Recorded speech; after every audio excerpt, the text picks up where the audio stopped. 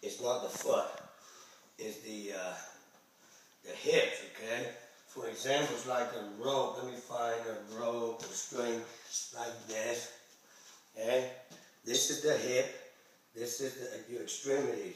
So the hip move first, lock, and the foot or the hand follow. Okay, that's kind of like throwing a ball. When you throw a ball, your leg, your hip move, and this is your foot, or when you kick, or your hand when you block. It only moves at the end. Okay? So when you want to turn 90 degrees, your hips turn and the foot follow. When we first teach the white belt, we teach them to turn the foot this way. So they focus so much on the foot, they didn't really pay attention. The reason you turn is like a ballerina is the hip has to point. Okay? So when you go 180 degrees, you tell the student, but bring your foot back and turn. Reality is that may be in the beginning, but now you want to tell them, turn your hip face that way. And then your foot will actually come back to the base to keep you in the balance. You know, you hold your balance, but it's really not the foot coming back. It's the hip spin for the, and the reason the foot come down, because if it doesn't, we might keep spinning or losing back. You follow me? The foot is hitting a brake. And then now the other leg, this has become a power leg. You can't step out. You have to drive it out with that power leg. All the weight on this leg now. So you have to drive that, release that weight forward. The power coil push. Okay?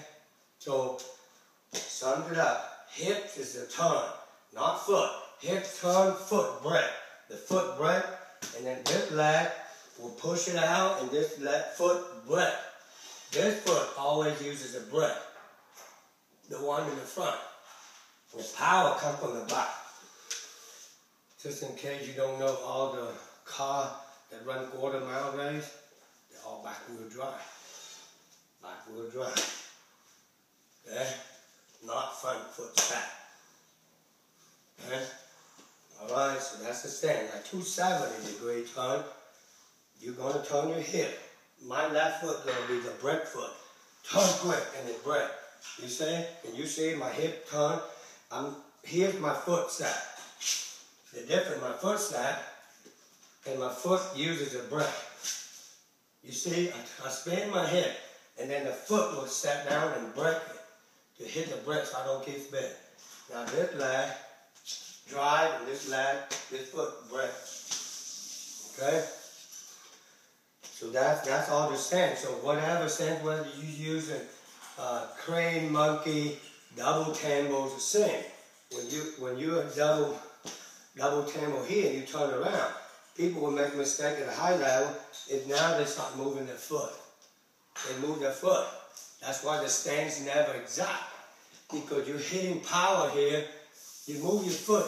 First time it may be here, next time it may be here. It's going to be off a little bit. But if they turn the hip and use the foot as a brake, then the foot will always be so close to where it's supposed to be. Okay?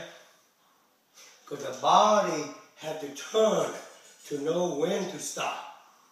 But if the foot turns, you're guessing.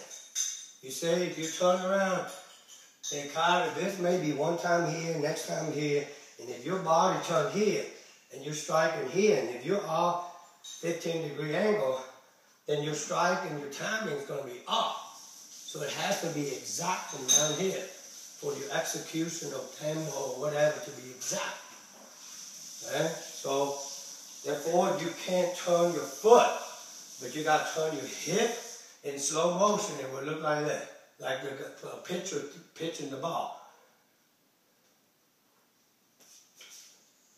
You see, the hip and the body turn until you can't turn anymore, and then you turn.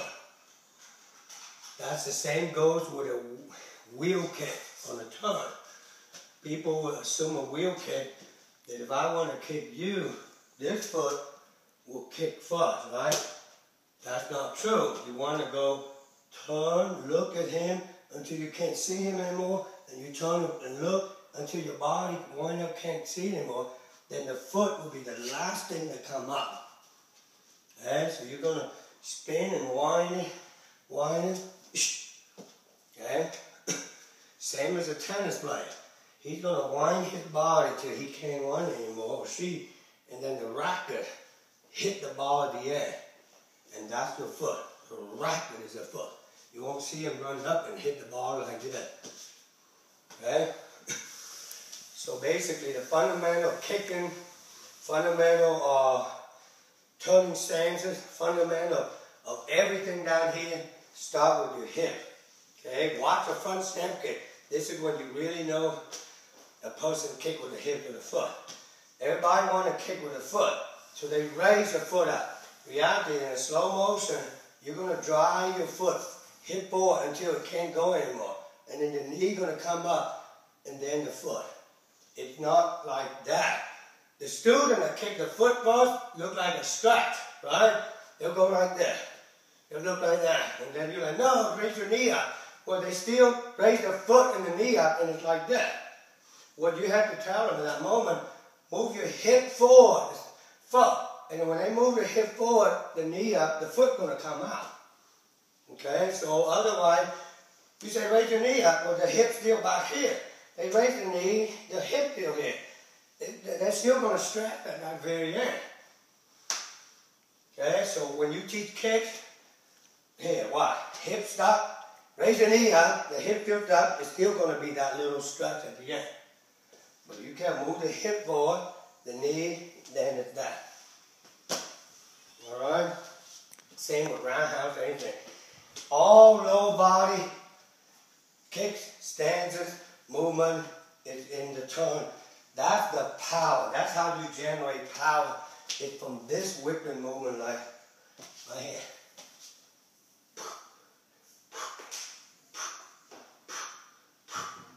Okay? Otherwise people would be throwing the ball like this. Like a shot put. And not a stamp.